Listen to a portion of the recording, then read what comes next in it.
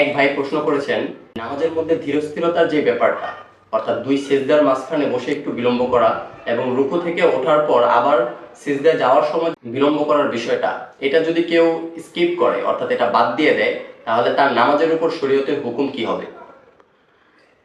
জি ভাইকে ধন্যবাদ। রসুল আকরাম সাল্লাহ সাল্লাম এক সাহাবিকে দেখতেছেন যে নামাজরত অবস্থায় সে কোনো রকমের ধীরস্থরা ব্যতীত এক রুকু করার পরেই সোজা হয়ে না দাঁড়িয়ে সরাসরি সে সেজদা চলে যাচ্ছেন, অথবা দেখা গেছে যে সে সেজদা চলে যাওয়ার পরে অপূর্ণাঙ্গ সেজদা পরিপূর্ণভাবে না বসেই আরেকটা সেজদা মেরে দিয়েছেন। অন্য হাদিস শরীফ রসুল আকরাম সাল্লাহ সাল্লাম এই ব্যাপারে বড় লানত করছেন, এবং যে এক নামাজি যে সে সেজদা করার পরে মুরগির মতো আবার সাথে সাথে সে আরেকটা ঠোকর মেরে বসে, এই ধরনের নামাজ আল্লাহ তাআলা পছন্দ করেন না। এই জন্য সমস্ত ফোকাহে কেরাম তার কিতাবের ভিতরে লিখছেন যে এই এক সেজদার পর আরেক সেজদা এবং রুকু করার পরে সোজা হয়ে দাঁড়ানো, যে এই সমস্ত যে প্রেক্ষাপট রয়েছে, এই সমস্ত প্রেক্ষাপট সম্পূর্ণভাবে ওয়াজিব। কেউ যদি এটা ওয়াজিব লঙ্ঘন করে, সেজদা ব্যতীত তার নামাজ কোশ্চিনকালও আদায় হবে না।